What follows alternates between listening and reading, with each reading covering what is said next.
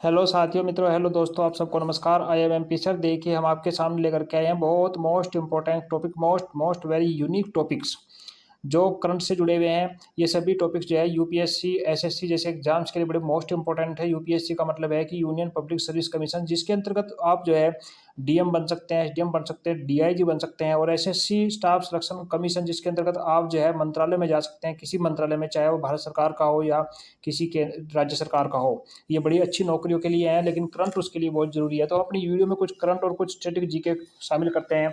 आप सभी इनसे जुड़े और तैयारी करें। लेकिन वीडियो को शुरू करने से पहले आपसे रिक्वेस्ट है कि हमारे साथ जुड़ें और तैयारी करें। चैनल को सब्सक्राइब करें। वेलकम है आपका इस एमपी सैनी 1234 यूट्यूब चैनल पर। आओ चलो क्वेश्चन शुरू करते हैं। Question number 1। हाल ही में भारत की पहली सुपर कैपेसिटर विनिर्माण सुविधा का उद्घाटन कहाँ पर हुआ? ये हुआ है कैन्नूर, केरल में। देखो, ये है सुपर कैपेसिटर। ये क्या है? ये जो है इसरो की एक महत्वपूर्ण योजना है। इसरो का सहयोग है, जो लगभग 42 करोड़ रुपए की लागत से तैयार हुआ है। इसका मुख्य उद्देश्य है इलेक्ट्रॉनिक सामानों का उपयोग कैसे हो, इलेक्ट्रॉनिक सामानों को बढ़ावा कैसे दिया जाए। जैसे इलेक्ट्रॉनिक गाड़ियां हैं, इलेक्ट्रॉनिक स्कूटियां हैं, इलेक्ट्रॉनिक मोटर है, इलेक्ट्रॉनिक बहुत सारे सामान हैं जो तेल की बचत करते हैं, पर्यावरण के को भी सुरक्षित करते हैं। कि पर्यावरण को कैसे अच्छा रखा जाए, इलेक्ट्रॉनिक को कैसे बढ़ावा दिया जाए, इसका ये मकसद है, मुख्य उद्देश्य है। Question number 2। यूक्रेन में हाल ही में रूसी बलों द्वारा कब्जा किया गया उलेदार क्या है? ये उलेदार जो है एक कोयला खदान कस्बा है। ये रूसी सुरक्षा बलों ने अपने कब्जे में लिया है। इसकी आबादी लगभग जो है वो 14,000 के लगभग है। और 1960 के दशक में जो है रूस ने इस शहर को बसाया था। Question number 3।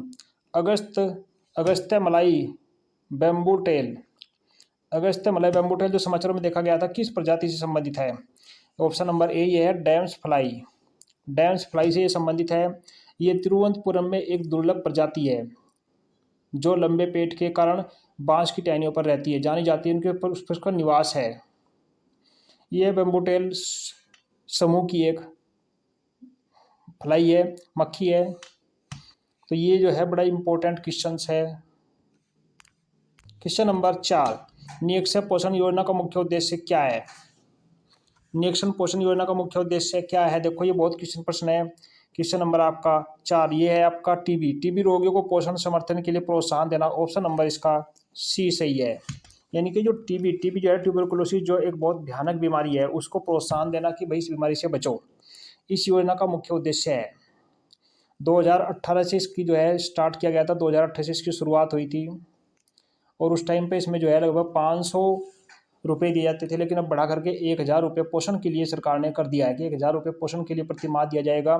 तो ये बहुत बड़ी बीमारी है जो मनुष्य के शरीर को खोखला कर देती है, ख़त्म कर देती है। तो इससे बचने के लिए आपको जो है समय से अपना इलाज करवाना बहुत आवश्यक है।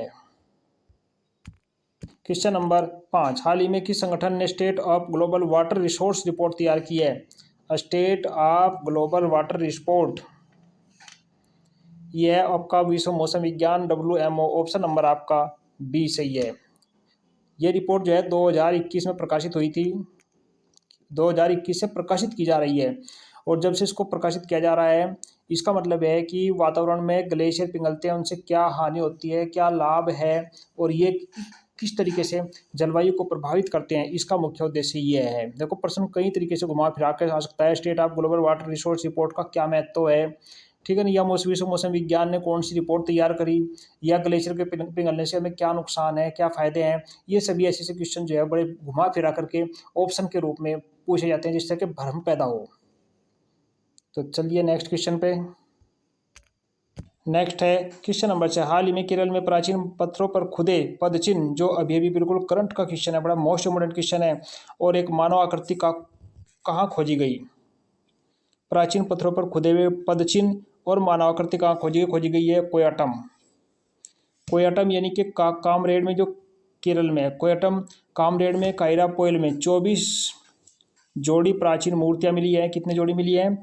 24 जोड़ी प्राचीन आकृति की, मानव आकृति की मूर्तियां मिली है, जो उडुपी वायनाड में पाई गई हैं। देखो, ये खुदाई में मिले हैं, बहुत इंपॉर्टेंट है। Question number 7। प्रधानमंत्री नरेंद्र मोदी को अल्पसंख्यक उत्थान के लिए डॉ Martin Luther king junior global peace award देखो बहुत मोस्ट इम्पोर्टेंट क्वेश्चन है। डा Martin Luther king junior global peace award किस देश से में सम्मानित किया गया है? ये किया गया यूए यानी कि यूएई संयुक्त राज्य अमेरिका में। AIAM association of Indian American Sai economy ने जो है ना इसका उद्देश्य है, इनको ये अवार्ड दिया गया है।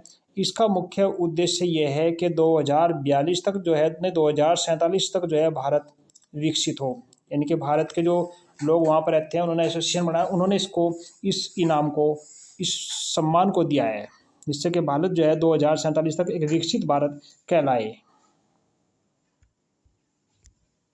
क्वेश्चन नंबर 8, उद्योग संक्रमण के लिए नेतृत्व समूह लीड IT 6वें वार्षिक शिखर सम्मेलन का आयोजन कहाँ हुआ है? यह हुआ है बाकू, अजरबैजान। ऑप्शन नंबर इसका बी सही है। इसमें जो है उद्योग शिखर सम्मेलन 2026 यानी कि 2026 को बढ़ावा देना, 2026 तक कैसे कार्य करना है, उद्योग का एक महत्वपूर्ण सम्मेलन है जिसके अंतर्गत जो है सभी प्रकार की समस्याओं को सुलझाया जाता है। इसकी अध्यक्षता जो है भारत के कीटो वर्धन और स्वीडन की रोमोना ने की है, और लगभग इसमें जो है 41 यानी कि 41 देशों ने हिस्सा लिया है। क्वेश्चन नंबर 9, हर हाल में विश्व बाल दिवस किस दिन मनाया जाता है? विश्व बाल दिवस मनाया जाता है 20 नवंबर को। देखो विश्व बाल दिवस यानी कि पूरे संसार में बच्चों का पोषण कैसे हो, बच्चों को कुपोषण से कैसे बचाया जाए, पीढ़ी दर पीढ़ी उनका पोषण कैसे चले, इसका मुख्य उद्देश्य है। पूरे वर्ल्ड में ये जो है इसकी शुरुआत जो है 1954 से हुई थी और तब से आज तक इसको मनाया जा रहा है, ताकि बच्चे जो है, क्योंकि बच्चे जो है वो देश का या संसार का या किसी भी देश का, किसी परिवार का, किसी भी जगह का भविष्य होते हैं। उनको पोषित करना, उनको सुरक्षित करना, उनको स्वस्थ प्रदान करना, ये बड़ों का सबका कर्तव्य है। तो इसलिए एक स्वस्थ समाज के निर्माण के लिए हमें जो है बच्चों पर ध्यान देना बहुत आवश्यक है। क्वेश्चन नंबर 10, असम के करीमगंज जिले का क्या नया नाम है जो अभी अभी चेंज हुआ है? देखो अभी करंट में चेंज हुआ है, जिसे हाल ही में राज्य मंत्रिमंडल ने मंजूरी दी है, वो है श्री भूमि जिला। देखो श्री भूमि जिला जो अभी भी बदला है, करीमगंज उसका पहले नाम था, लेकिन अब सरकार ने बदल कर उसको बदल दिया श्री भूमि जिला। इसका मतलब है कि हमारी सांस्कृतिक धरोहर को जो है, ये सांस्कृतिक धरोहर को दर्शाता है। और 2025 में होने वाला शिखर सम्मेलन जो है वो इसका अहम हिस्सा रहेगा, यहीं पर होगा 2025 का शिखर सम्मेलन, इसलिए इस जिले का नाम बदला गया है। बड़ा करंट का बड़ा मोस्ट इंपॉर्टेंट ये क्वेश्चन है। अब वीडियो के अंत में चलते चलते हम आपको और बहुत महत्वपूर्ण जानकारी दें जो आपके लिए बड़ी मोस्ट इंपॉर्टेंट है। प्रसिद्ध कन्नड़ लोक गायिका पद्मश्री सुक्री बोमागोडा का निधन हुआ है। किसका? बोमागोडा का निधन हुआ है। प्रसिद्ध लोक गायिका और पद्मश्री सम्मानित सुक्री बोमागोडा जिन्हें स्नेहपूर्वक सुक्रा जी कहा जाता था का 13 फरवरी 2025 को 88 वर्ष की उम्र में जो है इनका निधन हो गया है। ये कर्नाटक के मणिपाल स्थित अस्पताल में इलाज करा रही थी। सुक्री बोमगोड़ा कर्नाटक के हलक्की वोकलिगा समुदाय का एक सम्मानित हस्ती थी। कौन से समुदाय की? ये थी वोकलिगा समुदाय की महत्वपूर्ण, जिन्होंने लोक परंपराओं को अपने संगीत के माध्यम से संरक्षित करने में महत्वपूर्ण योगदान दिया है। देखो यूपीएससी में ऐसे क्वेश्चन छांट करके पूछे जाते हैं। दूसरा टॉपिक है मोहम्मद रफ़ी की 100वीं जयंती पर 100 स्मारक सिक्का, यानी कि 100 रुपये का एक स्मारक सिक्का उनकी 100वीं जयंती पर स्टार्ट किया गया है। भारत सरकार ने महान गायक मोहम्मद रफ़ी की 100वीं जयंती पर 100 रुपये का स्मारक सिक्का स्टार्ट करने की घोषणा की है। यह पहल भारतीय संगीत और संस्कृति में रफ़ी साहब के अपार योगदान को सम्मानित करने के लिए की गई है। प्रधानमंत्री नरेंद्र मोदी ने मोहम्मद रफ़ी को श्रद्धांजलि अर्पित करते हुए उन्हें संगीत का अद्भुत जादूगर बताया। यानी कि प्रश्न बनता है कि संगीत का अद्भुत जादूगर किसको रखा गया है और किसने इसको नाम दिया है, जिनका सांस्कृतिक प्रभाव लोकप्रियता पीढ़ी दर पीढ़ी चलती रहेगी और उसकी एक अमिट छाप बनी रहेगी। अब देखिए इस वीडियो की सबसे लास्ट महत्वपूर्ण जानकारी, चीन में सबसे प्राचीन जुरासिक पक्षी का जीवाश्म मिला है। सबसे प्राचीन जुरासिक पक्षी का जीवाश्म मिला है। चाइनीज एकेडमी ऑफ साइंसेज के institute of vertebrate paleontology and paleoanthropology VIVPP के प्रोफेसर वांग मिन के नेतृत्व में एक शोध दल ने फुजियान प्रांत चीन में जुरासिक युग लगभग 149 मिलियन वर्ष पूर्व के 2 पक्षी जीवाश्म खोजे हैं। यह द नेचर प्राकृतिक पत्रिका में प्रकाशित हुआ है। पक्षी विकास एविएशन ऊर्जा को लेकर मौजूदा धारणाओं को चुनौती देता है। यह खोज दर्शाती है कि जुरासिक युग के अंत तक पक्षियों में अधिक विविधता आ चुकी थी। अब देखिए लास्ट टॉपिक, हरियाणा के सभी किसानों को मिलेंगे सॉइल हेल्थ कार्ड। हरियाणा सरकार ने मिट्टी के स्वास्थ्य में सुधार करने के लिए सतत पद्धतियों को सुनिश्चित करने के लिए हर खेत स्वस्थ खेत, देखो उनका मुख्य उद्देश्य है हर खेत एक स्वस्थ खेत हो। इस पहल के तहत राज्य में हर एकड़ कृषि भूमि से अगले 3-4 वर्षों में मिट्टी के नमूने एकत्र किए जाएंगे और सभी के नमूनों को मृदा स्वास्थ्य कार्ड प्रदान किए जाएंगे। इस अभियान का उद्देश्य किसानों को मिट्टी की उर्वरता, पोषक तत्व प्रबंधन, फसल उत्पादकता के बारे में सूचित करना और निर्णय लेने की अक्षमता सहायता प्रदान करना है। ये थे मुख्य टॉपिक्स और मुख्य स्ट्रेटेजी के मुख्य करंट अफेयर्स। आप सभी हमारे साथ जुड़े, अच्छे से अच्छी तैयारी करें, क्योंकि हमारा मकसद रहेगा कि हम आपको यूपीएससी जैसी बड़ी से बड़ी परीक्षा की भी अच्छे से तैयारी कराएं। मिलते हैं नेक्स्ट वीडियो में। धन्यवाद। जय हिंद, जय भारत।